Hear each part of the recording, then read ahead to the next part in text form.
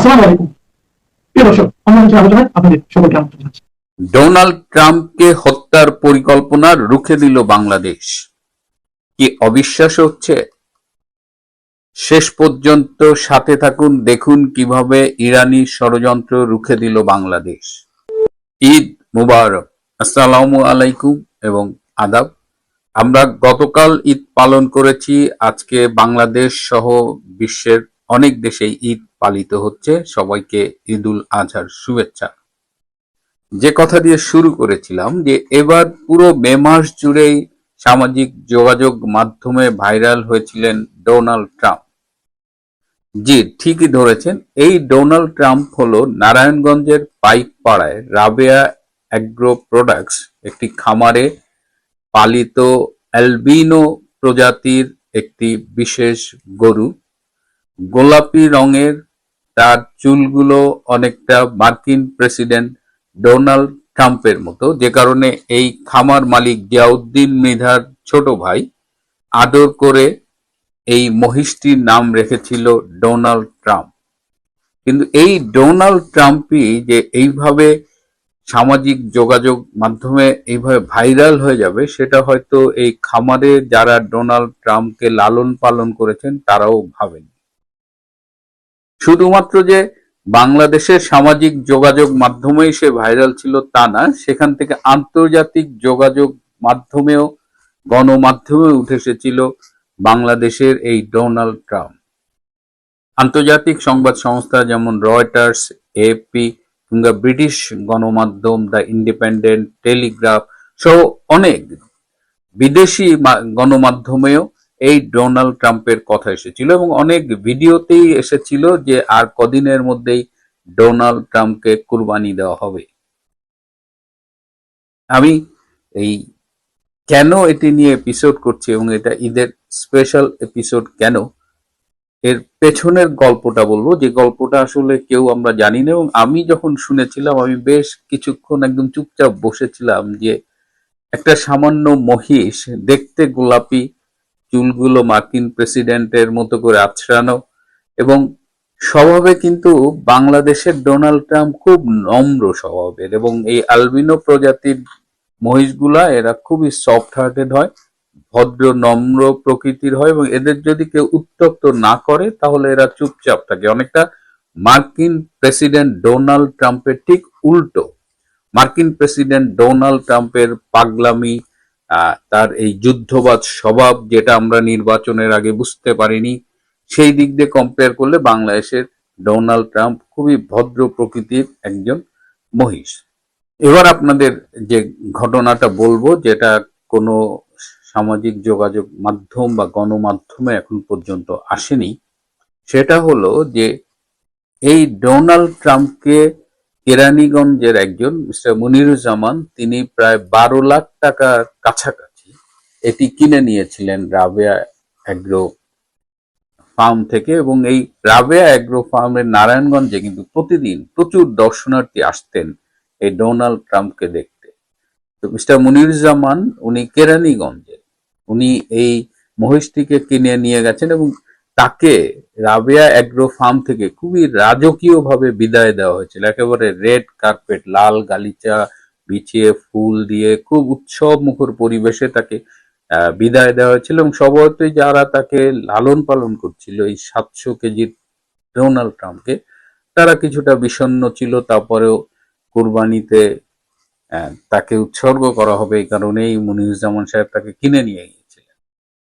এই খবর কিন্তু রাশিয়ার একটি গণমাধ্যমে এসেছিল এবং তারা এটি দিয়ে বলেছিল যে ডোনাল্ড ট্রাম্প নামের এই মহিষটি খাওয়া দাওয়া ছেড়ে দিয়েছে, কারণ কেন তার নাম ডোনাল্ড ট্রাম্পের নামে রাখা হলো। মানে চরম একটা খোঁচা ডোনাল্ড ট্রাম্পকে দিয়েছে রাশিয়ার গণমাধ্যম। সেটি আবার ইরানি এম্বাসি তারা শেয়ার করেছে, তাদের সামাজিক যোগাযোগ মাধ্যমে শেয়ার করে বলেছেন বেচারা। তারপরেও সেখানেও কিন্তু ইরান থেমে থাকেনি। ইরান থেকে, ইরানের যে কালচারাল সেন্টার রয়েছে ঢাকায়, তারা দেখেছে যে এই ডোনাল্ড ট্রাম্পকে তারা কিনে নিলে এবং তারা যদি এটাকে জবাই করতে পারে, কুরবানি করতে পারে, সেটা বিশ্ব মিডিয়ায় আরেকটা খবর হবে এবং তারা এটাকে নিয়ে একটা উল্লাস করবে যে তারা ডোনাল্ড ট্রাম্পকে হত্যা করেছে। এবং সেই লক্ষ্যে তারা এই মনিরুজ্জামান সাহেবের সাথে যোগাযোগ করেন। এই কালচারাল সেন্টারের দুজন দায়িত্বপ্রাপ্ত, একজন মিস্টার আহমেদ, একজন মিস্টার ইয়াসির, তারা যোগাযোগ করেন এবং তারা এই ডোনাল্ড ট্রাম্পকে আবার কিনে কোরবানি দেওয়ার ইচ্ছে পোষণ করেন। শুধু যদি তারা কোরবানি না দিতে পারলে অন্তত ডোনাল্ড ট্রাম্পকে কোরবানি দেওয়া হচ্ছে এই ভিডিওটা তারা চান, এবং এই ভিডিওটা তারা বিশ্বব্যাপী ছড়িয়ে দিয়ে এক ধরনের উল্লাস করতে চান। এই যে ইরানের যে পরিকল্পনা বা ষড়যন্ত্র যদি বলি, এইটি গোয়েন্দা সূত্রে জেনে ফেলে আমাদের ঢাকার মার্কিন দূতাবাস, এবং তাতে তাদের ঘুম হারাম হয়ে যায়। কারণ ইরানি উল্লাসের একটি বীভৎস কল্পিত দৃশ্য তারা যখনই ভাবে, তখনই তারা মনে করে যে না, এই ডোনাল্ড ট্রাম্পকে কোরবানির হাত থেকে রক্ষা করতে হবে। সেই লক্ষ্যে বাংলাদেশে যিনি মার্কিন রাষ্ট্রদূত আছেন ব্রেন্ট ক্রিস্টেনসেন, তিনি বাংলাদেশের স্বরাষ্ট্রমন্ত্রী মিস্টার সালাউদ্দিন আহমেদকে একটি বিশাল SMS করেন। সেই SMS এ অনুরোধ করা হয়েছে, এটা মার্কিন রাষ্ট্রদূতের অনুরোধ মানে তো এখন বাংলাদেশে বোঝেনি, সেটা এক ধরনের আদেশ হয়ে যায়। কারণ এই মার্কিন সরকারের দাস যারা ক্ষমতায় আছে, এই SMS পেয়ে আমাদের ব্যস্ত স্বরাষ্ট্রমন্ত্রী তাৎক্ষণিকভাবে ছুটে চলে যান এই ডোনাল্ড ট্রাম্পের কাছে, এবং তিনি প্রথমে নারায়ণগঞ্জে যান এবং তিনি পুলিশকে নির্দেশ দেন এই ডোনাল্ড ট্রাম্পকে অবিলম্বে যার কাছে যেখানেই পাওয়া যায় তাকে যেন থানায় নিয়ে আসা হয়। এবং তখন কেরানীগঞ্জ পুলিশ গিয়ে এই মনিরুজ্জামান সাহেবের কাছ থেকে ডোনাল্ড ট্রাম্পকে নিয়ে আসেন থানায়, এবং সেখান থেকে রাষ্ট্রীয় প্রোটোকল দিয়ে সামনে পুলিশ, পিছনে পুলিশ এবং ব্যাপক নিরাপত্তার দিয়ে এই ডোনাল্ড ট্রাম্পকে নিয়ে যাওয়া হয় ঢাকার জাতীয় চিড়িয়াখানায়, এবং ডোনাল্ড ট্রাম্পের যে কুরবানির সিদ্ধান্ত হয়েছিল সেটি বন্ধ করা হয়। অর্থাৎ ডোনাল্ড ট্রাম্পকে আর কুরবানি দেওয়া যাবে না। ডোনাল্ড ট্রাম্প এখন জাতীয় চিড়িয়াখানায় থাকবে।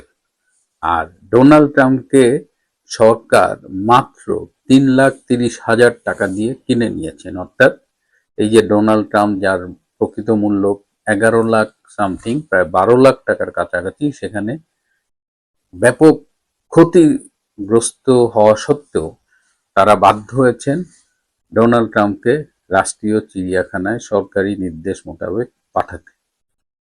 আমি ভাবছিলাম এই খবরটা পাওয়ার পরে আমার একদিকে ভালোই লেগেছে যে একটি প্রাণীর জীবন পেল, কিন্তু আমার কাছে যেটা মনে হয়েছে যে গণমাধ্যমের স্বাধীনতা, মত প্রকাশের স্বাধীনতা, সবকিছুর শীর্ষেই তো আমরা ধারণা করি আমেরিকা। সেই আমেরিকা একটি মহিষ, তার নাম ডোনাল্ড ট্রাম্প, এবং তাকে কুরবানি করা হবে এবং সেই কুরবানির দৃশ্য দেখিয়ে কেউ একজন উল্লাস করবে, সেটি নিতে পারলো না। এবং তারা তাদের ধমককে বাংলাদেশ সরকার স্বরাষ্ট্রমন্ত্রী সেখানে গিয়ে বলেছে কি, আপনারা কি চান না আমাদের সরকার টিকে যাক? মানে এই লেভেলে চলে গেছে যে একটা মহিষ, তাকে নিয়ে সামান্য ট্রল হতে হতে এটা বিশ্ব রাজনীতির এমন একটা জায়গায় পৌঁছে গেছে, এবং সেটি আমেরিকার বর্তমান দেউলিয়াত্ব এবং পাশাপাশি বাংলাদেশের সরকারের দেউলিয়াত্বকে আমাদের সবার সামনে উন্মোচন করে দিয়েছে। প্রিয় বন্ধুরা, আজ এ পর্যন্তই। ভালো থাকবেন, সুস্থ থাকবেন। শত প্রতিকূলতার মধ্যেও ঈদ আপনাদের জীবনে আনন্দ বয়ে আনুক। এই আসসালামু আলাইকুম রহমতুল্লাহি। ধন্যবাদ। রাজনীতির রং তামাশা ক্রমশ বেড়েই চলেছে। অদ্ভুত অদ্ভুত সব ঘটনা। এই রং তামাশার মধ্যে কখনো কখনো ট্র্যাজেডি আছে, আর কখনো কখনো কমেডি রয়েছে। ট্র্যাজেডি কি করে রং তামাশা হয়, এ বিষয়ে একটু না বললে ভুল বোঝাবুঝি তৈরি হবে। যখন আপনি কোনো একটা পরিস্থিতিতে আপনার একটা স্বার্থ নিয়ে কাজ করেন, বড় একটা প্ল্যান আপনি পাস করাতে চান, এবং আপনার নিজের যে আনন্দ, প্রাপ্তির আনন্দ, আপনি কিছু একটা পেতে চান, এই কাজগুলো যখন আপনি করার জন্য একটা নিষ্ঠুর পথ অবলম্বন করেন, ঠিক সেটি ট্র্যাজেডি হয়ে যায়। আমরা যখন সিনেমাতে দেখি, সিনেমাতে দু ধরনের দৃশ্য থাকে। একটি হলো খুব আনন্দদায়ক দৃশ্য, আর একটি হলো বেদনাদায়ক দৃশ্য, এবং সেগুলো দেখে আমরা কাঁদি। আর কান্না করার জন্য টাকা দিয়ে সিনেমার টিকিট কেটে আমরা সেখানে গিয়ে উপস্থিত হই। তো রাজনীতি হলো পৃথিবীর সবচেয়ে বড় নাট্যমঞ্চ, সবচেয়ে বড় সিনেমাগ্রাফি। এখানে যা কিছু ঘটে, পৃথিবীর কোনো কলম নেই এটিকে চিত্রকল্পে ফুটিয়ে তোলে। পৃথিবীর কোনো কলম নেই এই রাজনীতিতে এমন সব নির্মম ঘটনা ঘটে যেই ঘটনাগুলোকে গল্প, উপন্যাস, সাহিত্য কিংবা সিনেমাতে ফুটিয়ে তোলা সম্ভব। পৃথিবীতে এমন কোনো কথক নেই, বক্তা নেই, যে কিনা এই রাজনীতির যে ট্র্যাজেডি, কমেডি এবং গল্প, উপন্যাস, সাহিত্য, তারপরে প্রহসন, যা কিছু আছে সাহিত্যের বিভাগ, এগুলো আপনার সামনে যে উপস্থাপন করবে এইরকম চমৎকার ভাবে বলার মতো কথক এখনো তৈরি হয়নি। অর্থাৎ মানুষের কল্পনা শক্তি, মানুষের বাক শক্তি, মানুষের চিন্তা শক্তি কিংবা তার যে সৃষ্টি করার যে ক্ষমতা, তার চাইতে যে নির্মম ঘটনা রাজনীতিতে ঘটে, এটাই আমি বোঝাতে চাচ্ছি। এবং সেই পরিবেশ পরিস্থিতি এখন বাংলাদেশে ঘটে চলেছে। আমাদের বাংলাদেশকে কেন্দ্র করে ওয়াশিংটনে যে খেলা হচ্ছে, নিউ ইয়র্কে যে খেলা হচ্ছে, তারপর ইংল্যান্ডে যে খেলা হচ্ছে, দিল্লিতে, কলকাতাতে, ইসলামাবাদে, বেইজিং এ, মায়ানমারের রাজধানী সেখানে, এবং মংডুতে, মানে আরাকান যে এলাকা, সেই আরাকানের যে রাজধানী মংডুতে, সেখানে যে খেলা হচ্ছে, সেই খেলার সঙ্গে তাল মিলিয়ে বান্দরবন, খাগড়াছড়ি, কক্সবাজার, ঢাকা, চট্টগ্রাম, এমনকি টুঙ্গিপাড়া, তারপরে অন্যান্য জেলা শহরে যেভাবে চক্রান্ত চলছে, এই চক্রান্ত বলাও যাবে না, লেখাও যাবে না। এবং যেহেতু শেখ হাসিনার পতনের মতো একটা নির্মম ঘটনা আমাদের এই বাংলাদেশে ঘটেছে, আপনারা ধরে নিতে পারেন যে কোনো মন্দ ঘটনা তার পরবর্তী যে এপিসোড, এটা আরো মন্দ হয়। যেমন ধরুন ৭৫-এর ১৫ই আগস্ট, যেভাবে বঙ্গবন্ধুকে ক্ষতবিক্ষত করা হয়েছে, সে তুলনায় জিয়াউর রহমানের লাশকে বিক্ষত করা, ক্ষতবিক্ষত করা, বিকৃত করা পাষণ্ডরা আরো নির্মমভাবে সেই কাজ করেছে। ১/১১ যেভাবে হয়েছে, যে কৌশলে হয়েছে, তার চেয়ে অনেক অনেক বড় কৌশলে ২০২৪ সনের আগস্ট, জুলাই এবং জুন, এই সময়টাতে অনেকগুলো কলা কৌশল হচ্ছে বা হয়েছে। আর যেহেতু সেই বিপ্লবটি যে সফল হয়েছে কথা কেউ বলতে পারছে না, ফলে যারা বিপ্লবী তারা আরেকটি বিপ্লবের ডাক দিচ্ছে, যারা ক্ষমতায় আছে তারা ক্ষমতা আঁকড়ে ধরার চেষ্টা করছে, থেকে যাওয়ার চেষ্টা করছে, আর যারা ক্ষমতাচ্যুত হয়েছে তারা ফিরে আসার জন্য ত্রিমুখী লড়াই করছে। আর সেই লড়াইয়ের সঙ্গে আগেই বললাম, দেশ বিদেশের বহু পক্ষ জড়িয়ে পড়েছে। এরই মধ্যে আমরা কিছু ঘটনা দেখতে পাচ্ছি, কিছু কথা শুনতে পাচ্ছি, যা কিনা একই সঙ্গে আমাদেরকে খুব কষ্ট দিচ্ছে, আবার একই সঙ্গে আমাদেরকে বিনোদিত করছে। যদি শিশু রামিসার ধর্ষণ ধরেন, চট্টগ্রামে যে 4 বছরের শিশু ধর্ষিতা হয়েছে তাকে ধরেন, শিশু আসিয়ার হত্যাকাণ্ড ধরেন, এগুলো খুবই বিয়োগাত্মক ঘটনা। এবং এইগুলোকে কেন্দ্র করে যে মাঠ গরম হচ্ছে, তার মধ্যে অশনি সংকেত আছে। আবার যদি ধরেন নাসিরুদ্দিন পাটোয়ারিকে ডিম মারা হলো, তাকে মারধর করা হলো, এবং সেটাকে কেন্দ্র করে যে উত্তপ্ত রাজনৈতিক অবস্থা, এটি একটা মধ্যপন্থা, সাসপেন্স।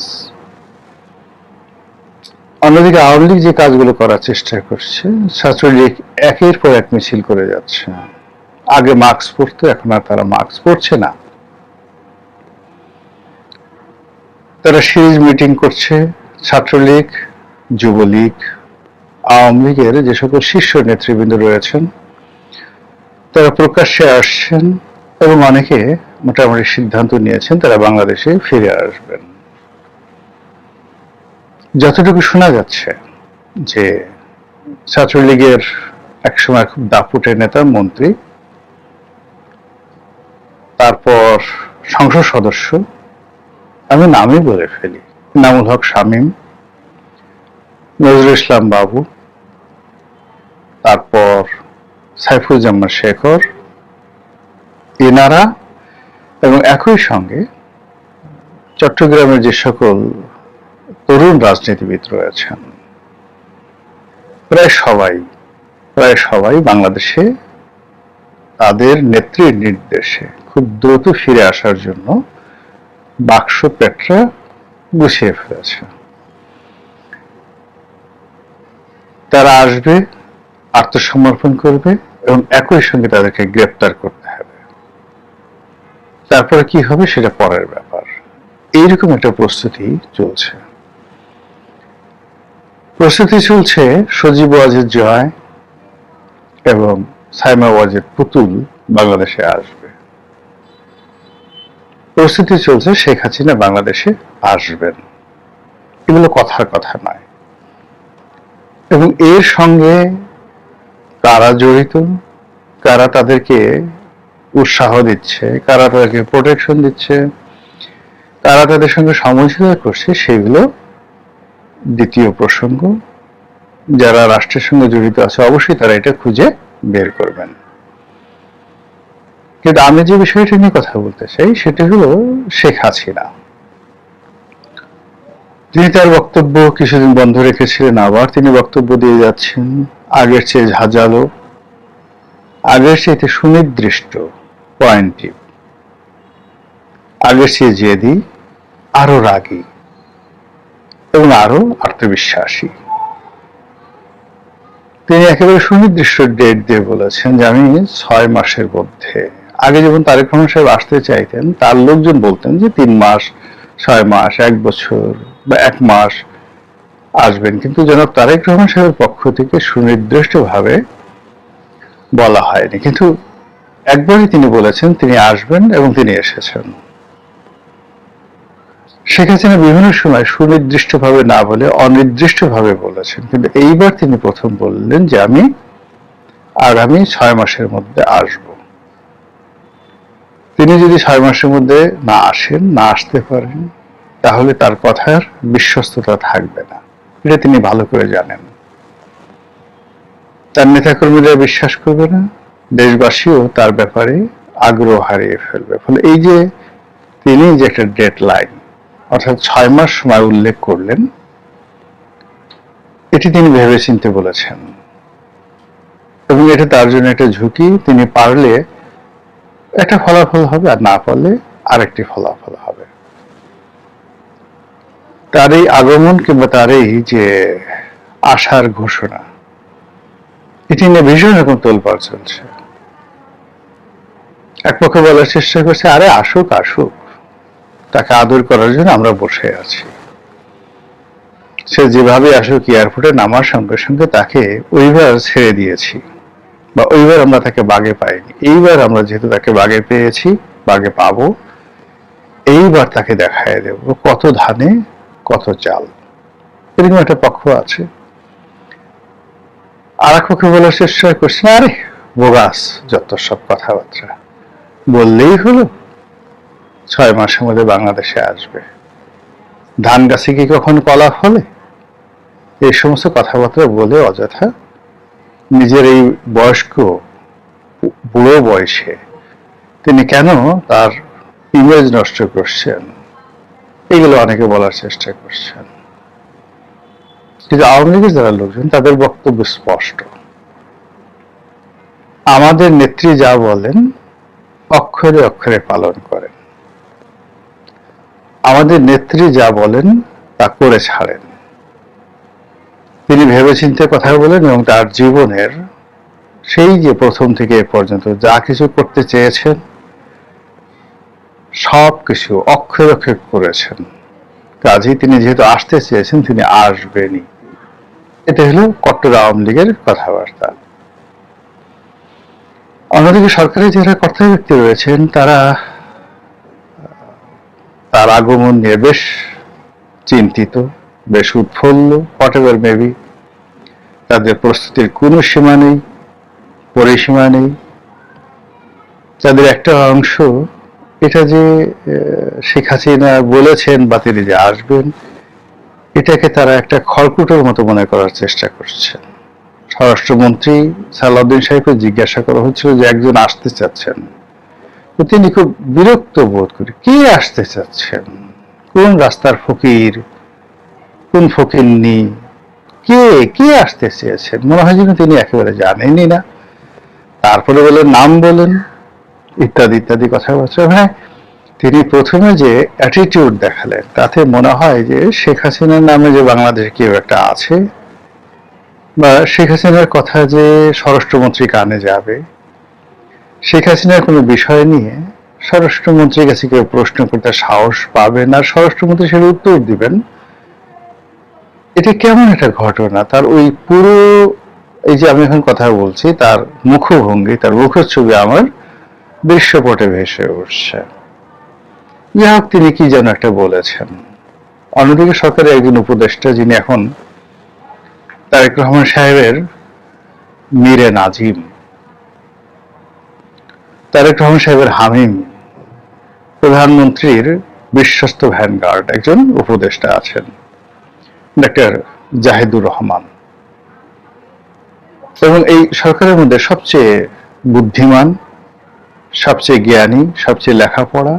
এবং তারেক রহমান সাহেব মনে করেন, একসময় মনে করতেন যে ডক্টর মাহাদি তার অনেক বুদ্ধি, কিন্তু ইদানিং মাহাদিকে দেখা যাচ্ছে না, এমনকি হুমায়ুন কবিরকে দেখা যাচ্ছে না। ইদানিং সরকারের কাছাকাছি দুইজন লোককে খুব বেশি দেখা যাচ্ছে।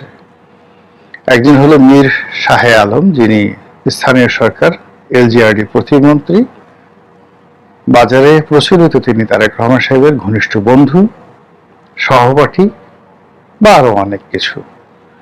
এবং তারেক রহমান সাহেবের দয়াতে তিনি একটা ইউনিয়ন পরিষদের চেয়ারম্যান ছিলেন, সেখান থেকে উপজেলা চেয়ারম্যান, শোনা কথা, আমি সত্য মিথ্যা জানি না, আল্লাহ মাফ করুন। এরপর সেখান থেকে সংসদ সদস্য, তাও আবার মাহমুদুর রহমান মান্নাকে ফেলে দিয়ে তাকে নেওয়া হয়েছে। কাজেই তার গুরুত্ব, মাহমুদুর রহমান মান্নাকে ফেলে দিয়ে তাকে নেওয়া হয়েছে এবং তাকে প্রতিমন্ত্রী বানিয়ে মির্জা ফখরুলের সাহেবের মাথার উপর বসিয়ে দেওয়া হয়েছে। তো এই মানুষটির দাপট ক্ষমতা এখন সরকারের সবচেয়ে বেশি। আর দ্বিতীয় যে ব্যক্তি তিনি হলেন এই ডক্টর জাহিদুর রহমান, যিনি একবার দুবার আমার সঙ্গে টকশো করেছেন। ভালো মানুষ, ভদ্র মানুষ।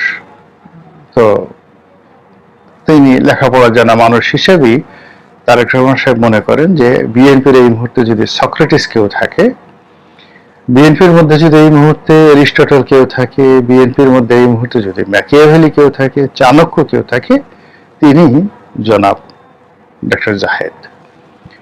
তো কাজী তার কথা তো ফেলে দেওয়া যায় না, তিনি যা বলবেন ওটা আলোচনা করতে হবে, সমালোচনা করতে হবে। তো তিনি যেটি বলেছেন যে শেখ হাসিনা যদি বাংলাদেশে আসেন তার সঙ্গে কোনো এক্সট্রা জুডিশিয়ারি অ্যাক্টিভিটিস করা হবে না, ইংরেজিতে এটি অর্থ। আমরা এক্সট্রা জুডিশিয়াল অ্যাক্টিভিটিস বলতে এক্সট্রা জুডিশিয়াল কিলিং, যেটাকে ক্রস ফায়ার বলা হয়। এক্সট্রা জুডিশিয়াল অ্যাক্টিভিটিস বলতে আমরা বুঝি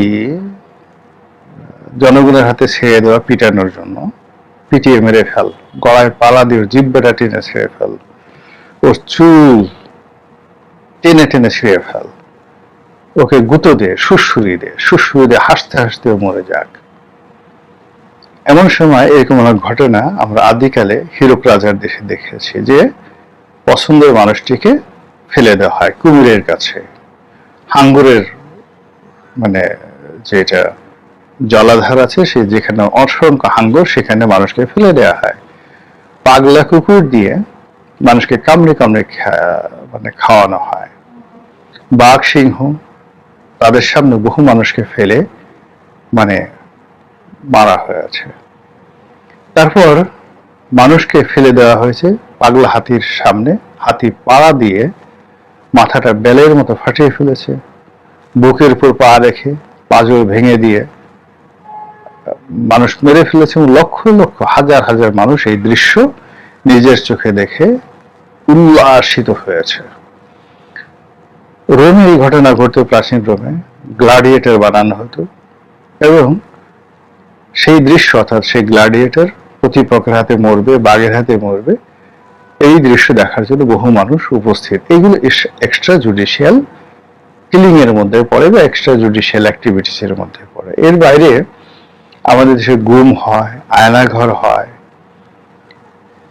তারপর আরো অনেক কিছু হয়, নদীর মধ্যে ফেলে দেওয়া হয়, লঞ্চ শহর ডুবিয়ে দেওয়া হয়, হয়েছে তো অতীতে। তো সেগুলো একটা এক্সট্রা জুডিশিয়াল অ্যাক্টিভিটিস। যেহেতু জনাব তারেক রহমান সাহেব ভদ্রলোকের সন্তান, সভ্য একটা দেশ থেকে 17 বছর ট্রেনিং নিয়ে এসেছেন এবং তার সাথে ডক্টর জাহেদের মতো কনফুসিয়াস, এরিস্টটল, প্লেটোর সমপর্যায়ের জ্ঞানী গুণী লোকজন আছেন। কাজে এখানে শেখ হাসিনা নিশ্চিত নির্ভাবনা আসতে পারেন। তাকে রাজকীয় সেলুট দিয়ে তারপর সাবেক প্রধানমন্ত্রী রূপে তার প্রোটোকল রেখে তাকে অত্যন্ত সম্মানের সাথে মর্যাদার সহকারে তাকে গ্রেফতার করে নিখুঁতভাবে সুন্দরভাবে বিশ্বাসযোগ্য, বিশ্ব যাতে অবাক হয়ে দেখে যে বাংলাদেশে ন্যায় বিচার আছে, এরকম বিচার হতে পারে। এবং সেই কথাই ডক্টর জাহিদের মাধ্যমে আমি সেটা বুঝেছি। আর এই কারণে হলো কি, শেখ হাসিনা ডক্টর জাহিদকে খুব বিশ্বাস করেছেন বা করেন, তারেক রহমান সে বিশ্বাস করেন, যেহেতু তার আশেপাশে এরকম ভদ্রলোক আছে, এরকম শক্তিশালী লোক আছে, এরকম জ্ঞানী গুণী লোক আছে, কাজেই পথ হারাবে না বাংলাদেশ। তো এই জন্যই বোধহয় শেখ হাসিনা বাংলাদেশে আসার সাহস পাচ্ছে। কিন্তু তারেক রহমান সাহেবের পাশে যদি মুরগি মিলন থাকতো, তারেক রহমান সাহেবের পাশে যদি বাস্টার্ড সেলিম থাকতো, টোকাই সাগর থাকতো, ডেভিড থাকতো, তারপরে জিশান থাকতো, জিশান বাহিনী, জিশান ডাকাত শহীদ থাকতো, তাহলে হয়তো পরিস্থিতি অন্যরকম হতো এবং সেখানে শেখ হাসিনা ভুলেও বাংলাদেশে পা দিতে সাহস পেত না। তো এই যে একটা সভ্যতার জগৎ চলছে, চমৎকার সভ্যতার নিদর্শন তৈরি হচ্ছে এভরিডে, তার মধ্যে শেখ হাসিনা বাংলাদেশে আসবেন এবং আশা করি তিনিও সরকারের মতো ভদ্রতা বজায় রাখবেন। আসসালামু আলাইকুম রহমতুল্লাহি ওয়া বারাকাতুহু।